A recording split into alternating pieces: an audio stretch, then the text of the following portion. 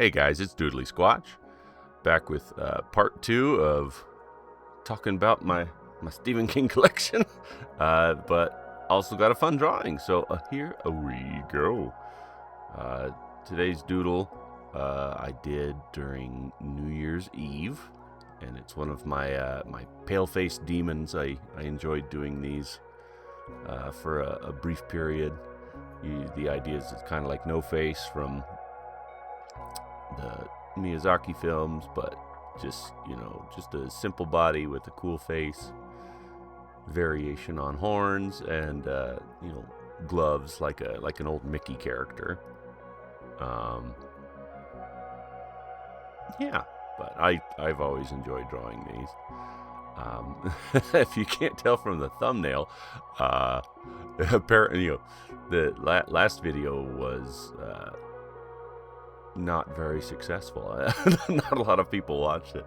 I don't know if it's just people don't like Stephen King, or just boring thumbnail, something not too engaging. So this is me repenting, trying to get a more interesting and fun thing going.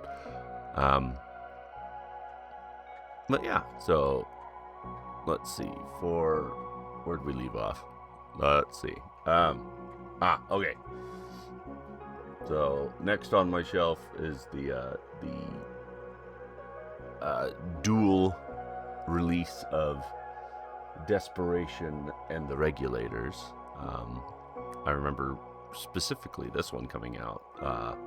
My dad got it for Christmas, and it's kind of nifty because you can line the covers up together.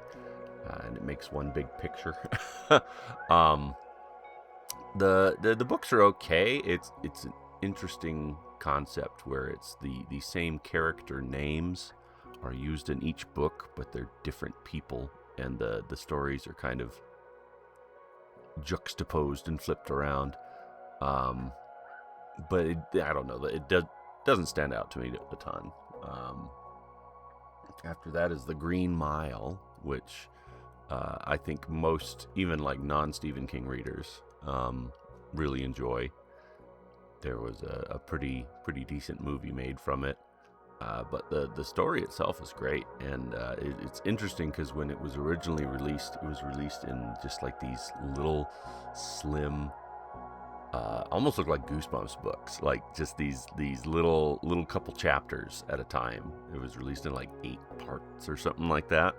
I remember my mom reading one while we were waiting for a doctor's appointment in the waiting room, and I thought it was interesting. My mom was reading Stephen King, but that was a really fun one. I like that one to this day. That's an easy read. Then we have Bag of Bones, which was I enjoyed it. It had a really good adaptation as well. An interesting story for sure. Like one of those where it's just the sins of the past kind of revisiting on future generations, and that seems to be a theme a lot with Stephen King's stories. I think he feels strongly about those sorts of things. Then there's a short story, The Girl Who Loved Tom Gordon. That's a weird one. Read it once, it was fine, but just not for me. I remember there was a pop-up book they released of it. Next we have Dreamcatcher. Dreamcatcher was one that I remember I wanted to read it before the movie came out. Like I saw the previews for the movie, and it seemed really interesting. Had a lot of actors in it that I liked, and I wanted to read the book. And so I sat down and read the book, and it was really fun and thrilling and very interesting. The idea of this sort of like internal warehouse for someone's memories. I feel like I've adapted that. I don't have so much a mind palace, but more of a warehouse. And the movie did pretty well. It ends differently because it's a Stephen King adaptation. That's just how it is. But I really enjoyed how it worked out. It was kind of fun to see Donnie Wahlberg doing his character acting thing, playing Duddits. And but yeah, I don't know. I enjoyed that one. Next is Black House, which is the follow-up to The Talisman, which I really like this one. This one's nuts. It's, Traveling Jack has grown up. He is a sad private detective guy. Just, he's, that Stephen King loves to do that. He'll take your child characters and just give them really sad adulthoods. And, then there's From a Buick 8, which, if judging a book by a cover, you'd think it was just a book about a car, and you wouldn't be wrong, but it's an interesting car for sure. This like weird conduit between like us and like a madness dimension. Like it's very, very Lovecraftian, and I love the description of the creatures in the book, because even he struggles to describe them, or at least as the author in the story. But I like to think that a lot of my monsters, feel kind of like the ones he describes, when I'm, trying to make an approximation of something that you would recognize, but it's not quite right. And then after that is Lisey's story, or Lisey's story. I think it's Lisey's story, if I recall him talking about it. But it's an interesting one because it's about a woman whose husband was a writer who has since died, and her sort of going through all his stuff and discovering this like crazy sort of world that's he's connected to through his writing, and her sort of venturing into it. You could tell Stephen King was, this was around the time where he's like, oh, I'm retiring. I'm done. I'm not going to write any more books. And he has since gone on to write like 20 more books. After that one is Cell, another really good one that I enjoyed early on when I started reading his books. It's a very interesting take on kind of the zombie story, where a signal through everyone's phone has turned them into zombies. And so, unfortunately, that is a lot of people at the start. And then kind of seeing where that goes. I love the idea of the zombies almost evolving, like they form like a hive mind, and they're able to sort of like psychically do things, and so they're not, there's like chaos at the beginning, but then they get organized, and that's kind of fun because it's a neat spin on the usual. Definitely recommend that one though. I really enjoyed that one. After that is Duma Key, another one I really connected to. I really like it. This fellow loses his arm, and in so doing, kind of his life falls apart. Divorces his wife.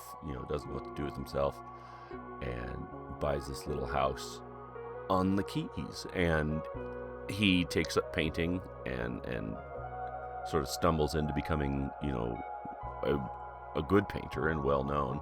But it turns out there's a sinister reason for that, and I really like this one. This one's fun. After that is Under the Dome. Another good one. I like this one. It's a big boy. It's a big book.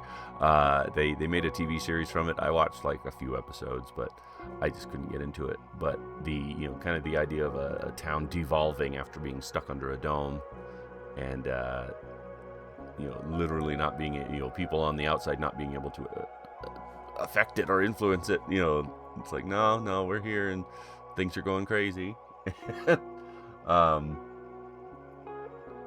What's that little guy? Oh, then Stephen King, he's done a couple little like pulp mystery novels, or just these little, they look like little dime store books. This one's called Blockade Billy. It's fine. I don't remember a ton of it. What do we got tucked over here?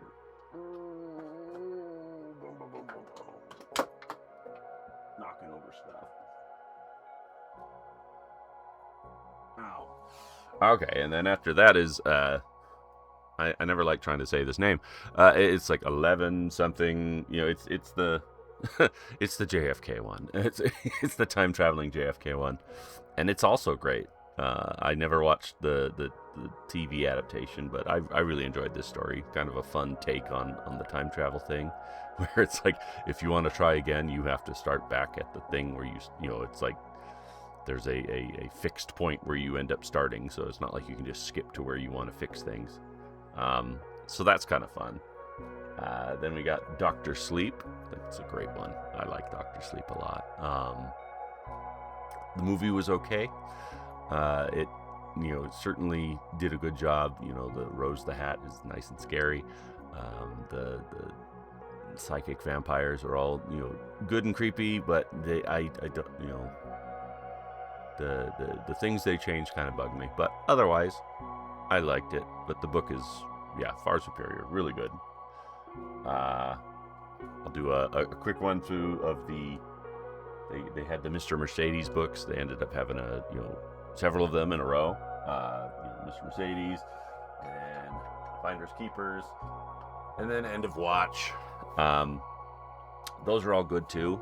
I feel like Stephen King's kind of fallen in love with the characters on that one, and he keeps including Holly Gibney in most of his books. But that brings us to the end of part 2, but we're almost done. So fortunately, I'll be able to knock out the next one easy peasy. But hope you guys are enjoying this. If not, tough. This is me just recording my thoughts. But I hope you guys are having a good new year so far. It's been an interesting one for me, for sure. But keep watching, like, comment, subscribe. Appreciate you guys, and we'll see you on the next one. Bye-bye.